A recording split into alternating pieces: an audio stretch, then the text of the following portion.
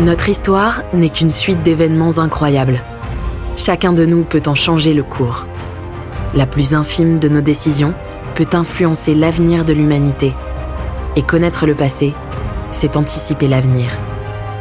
Vous écoutez L'effet papillon, quand l'histoire bascule, un bus pour Martin Luther King.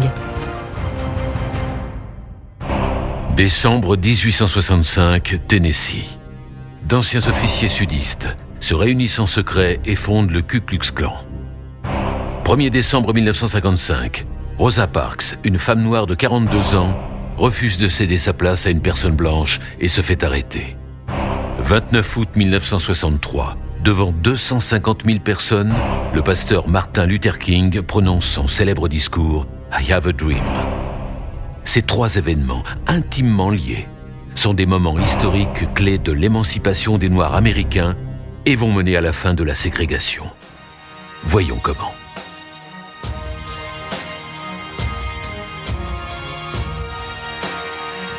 Dans le monde d'aujourd'hui, après des siècles de combats, l'esclavage humain est officiellement interdit. Cela, bien sûr, n'a pas toujours été le cas.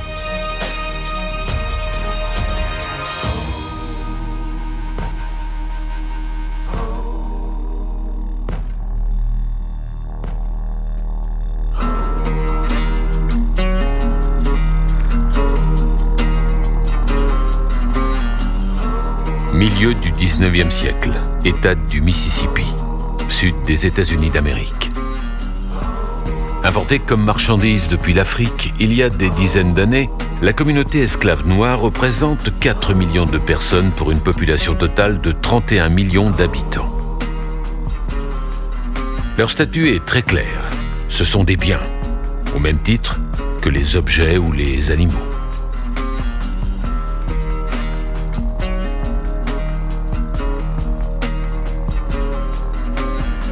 Le commerce des esclaves est interdit en 1808, mais l'esclavage, lui, est toujours bien présent.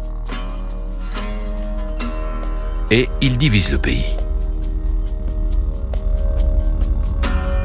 Au nord, les États sont très industrialisés. La population y est de 20 millions d'habitants. Les idées nouvelles venues d'Europe se développent rapidement et très tôt, certains veulent interdire l'esclavage. On les appelle les abolitionnistes. Au sud, le coton et le tabac constituent la principale richesse et les immenses plantations emploient des millions d'esclaves.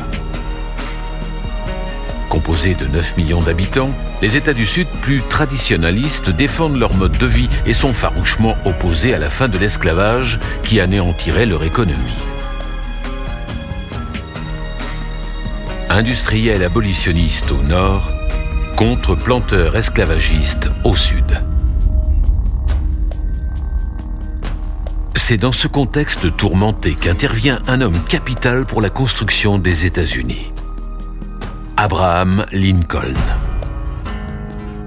Soutenant la cause abolitionniste, Lincoln est immédiatement perçu comme une menace pour les esclavagistes. Les États du Sud affirment que si Lincoln est élu, ils feront sécession, c'est-à-dire qu'ils quitteront l'Union. Abraham Lincoln devient le 16e président des États-Unis et le premier à devoir gérer une crise aussi grave que la sédition de 7 États. C'est le début de la guerre de sécession.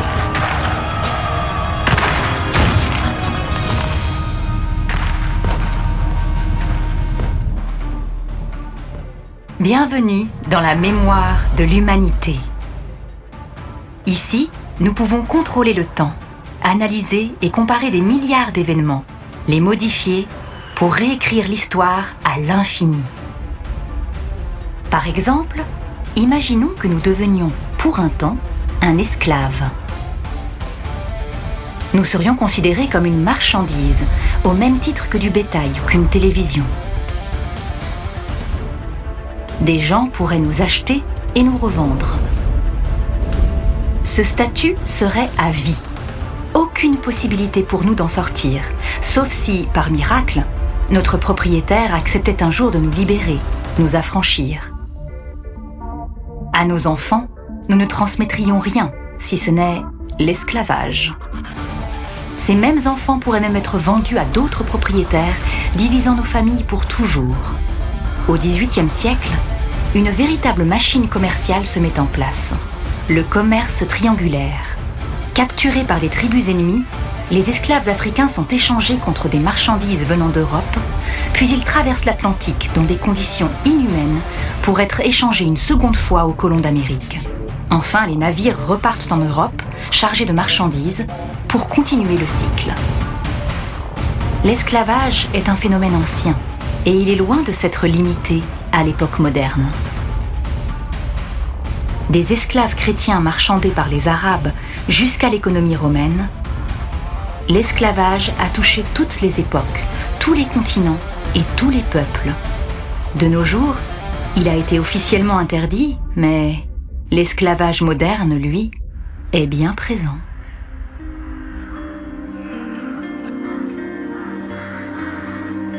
La guerre de sécession est une guerre civile.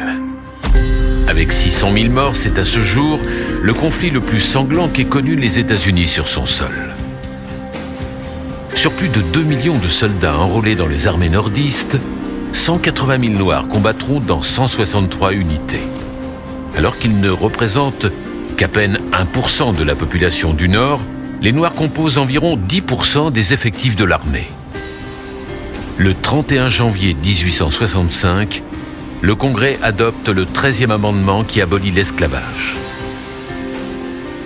Quelques mois plus tard, après 4 ans de lutte, la dernière armée sudiste se rend. La guerre est finie. Le Sud est ruiné, humilié par la défaite, ravagé par le chômage et traumatisé de voir les anciens esclaves devenir les égaux des Blancs. Une rancœur lourde et profonde envers les États du Nord s'installe pour des décennies. De cette haine naît le Ku Klux Klan. En décembre 1865, quelques jours à peine après l'abolition totale de l'esclavage, des anciens officiers sudistes se réunissent pour former ce qui deviendra la plus célèbre et la plus sanglante des organisations terroristes américaines. Le Ku Klux Klan se reconnaît 2 ennemis: les Noirs et le pouvoir fédéral. Au départ, il s'agit de faire peur, se déguiser avec de grands draps blancs pour terroriser, de nuit, la population noire. Mais rapidement, c'est l'escalade. Les insultes font place aux menaces, aux brimades, aux incendies d'écoles et de maisons, puis aux meurtres. Le Ku Klux Klan s'agrandit de jour en jour jusqu'à devenir une véritable armée secrète. Au total, entre 1866 et 1914, 4600 personnes, en majorité des Noirs, sont victimes d'expéditions nocturnes. Certaines paix annoncent des guerres.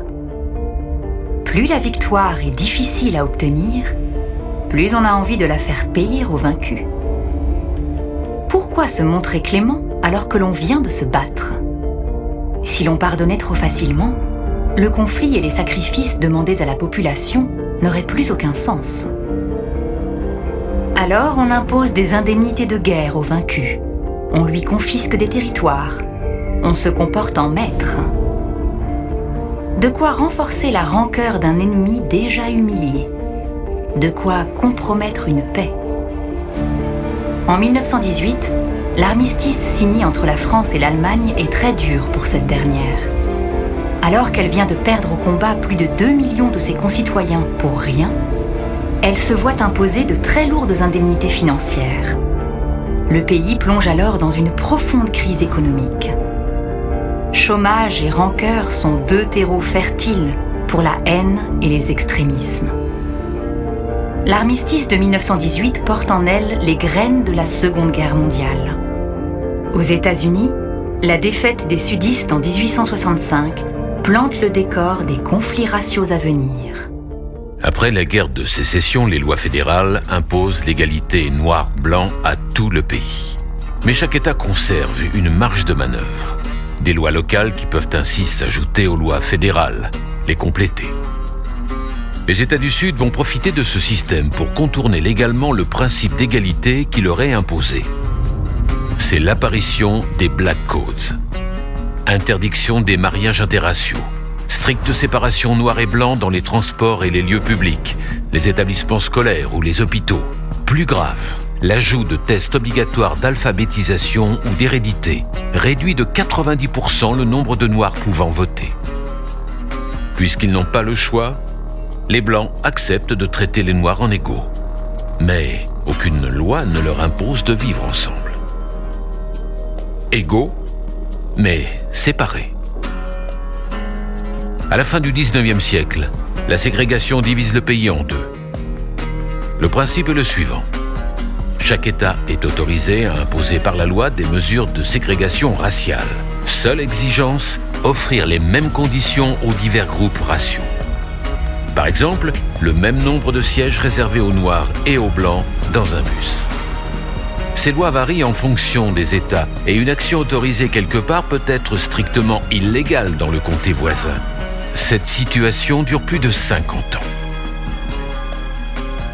En 1954, la Cour suprême juge ces lois anticonstitutionnelles. Officiellement, la ségrégation n'existe plus. Dans l'absolu, les élèves noirs peuvent donc se rendre dans les écoles anciennement réservées aux Blancs. Dorothy Counts a 15 ans. Elle avance au milieu des cris et des insultes. On lui crache dessus, lui jette des pierres. C'est l'une des premières élèves noires à vouloir intégrer une école blanche. Aucun professeur n'accepte de lui enseigner. C'est un bras de fer entre l'État fédéral et les mentalités locales. Des élèves noirs sont escortés par la garde nationale ou la police fédérale, simplement pour pouvoir étudier. Les États-Unis ont une histoire à la fois courte et complexe. La rapidité de leur construction, en empilant des couches de nationalités les unes sur les autres en très peu de temps, en fait un pays unique au monde par sa diversité. Les communautés, à la fois nombreuses et de cultures différentes, se sont retrouvées à vivre ensemble, pour le meilleur comme pour le pire. La ségrégation est le fruit de son histoire. D'autres pays ont connu le même genre de séparation raciale. Au lendemain de la Seconde Guerre mondiale, en 1948, apparaît lentement en Afrique du Sud un régime de séparation entre populations noires originales et blanches européennes. Les Blancs, au pouvoir, imposent l'apartheid. Cette fois, ces lois viennent d'une population minoritaire qui a peur de disparaître. Dans un réflexe de survie, elle s'est mise à oppresser et marginaliser 80% des habitants du pays, créant un climat social instable. Après 40 ans d'existence, l'apartheid finit par disparaître sous l'action conjointe du président d'Afrique du Sud, mais surtout de Nelson Mandela, opposant politique ayant passé 27 ans en prison pour son action essentiellement pacifique. Un régime minoritaire n'a qu'un seul moyen pour se maintenir au pouvoir, l'usage de la force. La ségrégation, le pasteur Martin Luther King la vit comme une injustice. Car si la séparation est bien là, l'égalité, elle, est encore loin d'être acquise. Âgé de 6 ans, on a dû lui expliquer que 2 de ses anciens camarades d'école ne pouvaient plus continuer à le fréquenter. Ils étaient blancs et venaient de rentrer dans une école qui n'accepte pas les noirs. Un peu plus tard, tombés amoureux d'une fille blanche, ils avaient dû renoncer à se marier, sachant parfaitement que dans cette société, ils vivraient un enfer. Son combat, le droit de vote, le droit au travail, l'égalité des salaires et la fin de la ségrégation. Sa méthode, face à une loi injuste, il faut désobéir sans violence. C'est la désobéissance civile. 1955, ville de Montgomery, dans l'Alabama. Un élément va permettre à Martin Luther King de tester sa méthode grandeur nature. Depuis 1900, les bus de Montgomery avaient des sections réservées aux Blancs et d'autres aux Noirs. Les Noirs devaient payer leur ticket, ressortir du bus et rentrer par l'arrière. Le 1er décembre 1955, Rosa Parks, une femme noire de 42 ans, monte dans le bus et s'assoit à une place réservée aux Noirs. Alors que le bus se remplit, le chauffeur lui demande de laisser sa place au blanc debout. Elle refuse. Le chauffeur appelle la police qui l'arrête.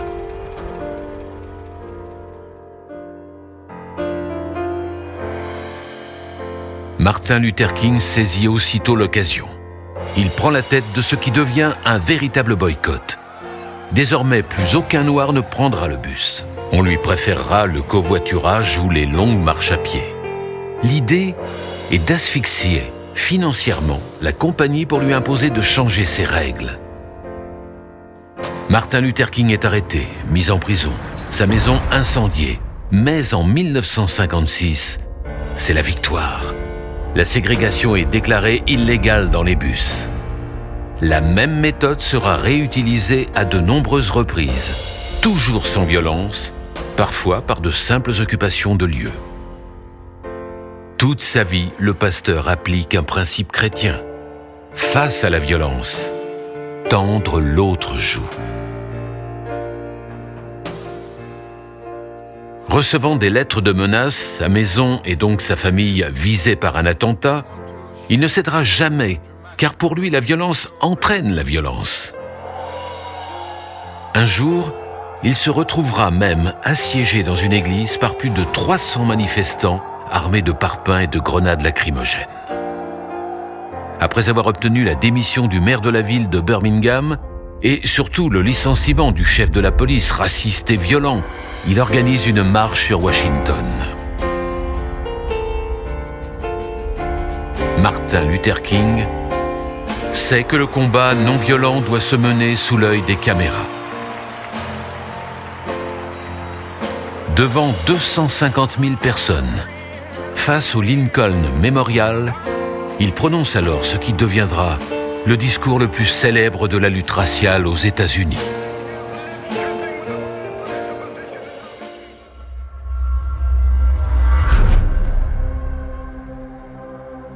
Nous venons d'arriver à un point de divergence. Un point de divergence est un événement clé, un carrefour dans notre histoire, où le monde bascule d'un côté ou de l'autre. Le pasteur Martin Luther King vient de prononcer un discours qui deviendra célèbre et qui marquera durablement les esprits. Aux yeux et aux oreilles du monde, il donne un message d'espoir, de réconciliation, affirme le désir d'unité. Ses propos, ouverts et tempérés, ne ferment pas les portes, il les ouvre en grand. Sa vision rend le changement possible.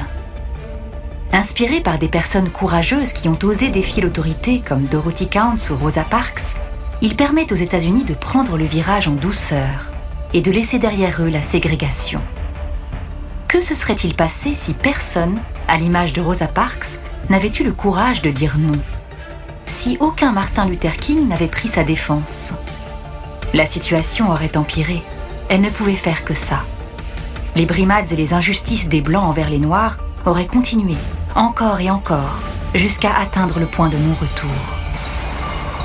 Face au désespoir, les communautés noires se seraient tournées vers des leaders radicaux. Elles auraient basculé dans la violence. Dans les grandes villes, de nombreuses émeutes auraient certainement tourné à la confrontation armée avec la police. Le sang aurait appelé le sang. Pour contrôler la situation et protéger les siens, la population blanche au pouvoir aurait probablement voté des lois interdisant aux populations noires de sortir de leur ghetto, allant peut-être même jusqu'à les y enfermer avec de hauts murs de barbelés. La situation serait alors hautement explosive. Les injustices de la ségrégation sont encore loin d'être oubliées. La violence appelle la violence. La haine appelle la haine. Dès 1930, parallèlement au combat pacifique du pasteur Martin Luther King, des groupes radicaux enfants du racisme et de la ségrégation sont apparus progressivement. À Détroit, Nation of Islam est une organisation politico-religieuse. À l'origine, ils ne sont que quelques centaines de membres. En 1963, année de la marche sur Washington, ils sont 30 000. Le groupe dispose d'un service d'ordre, en fait une véritable armée privée, et met l'accent sur l'autodéfense.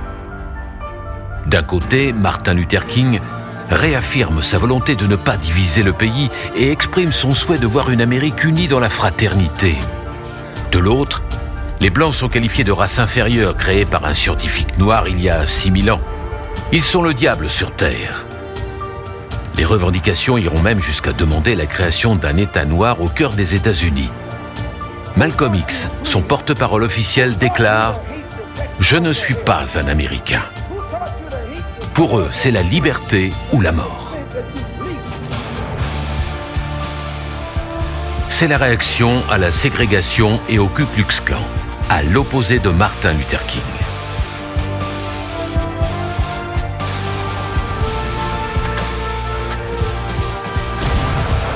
Malcolm X est assassiné par balle 1 an à peine après que Martin Luther King ne reçoive le prix Nobel de la paix. Et la course à la violence ne fait que commencer.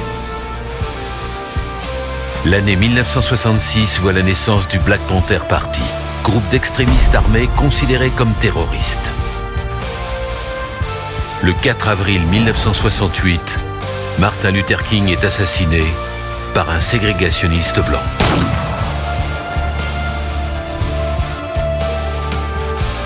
Deux jours plus tard, Bobby Hutton, trésorier des Black Panthers, désarmé et les mains en l'air, est abattu de 12 balles par la police.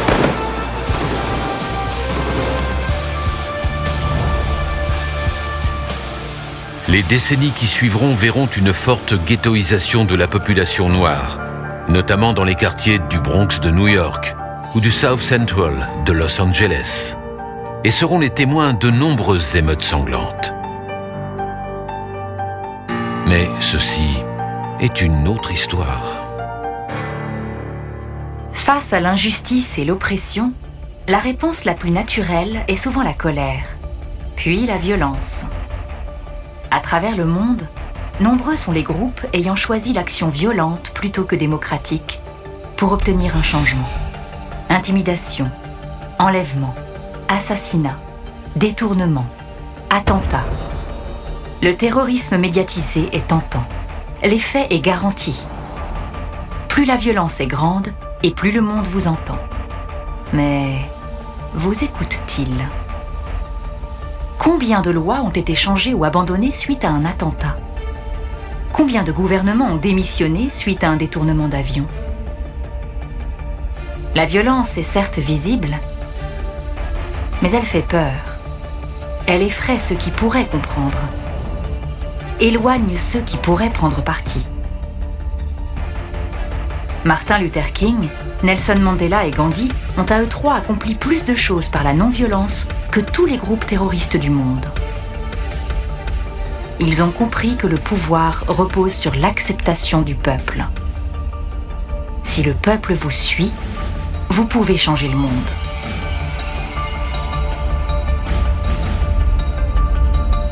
Les États-Unis ont connu l'esclavage et la ségrégation.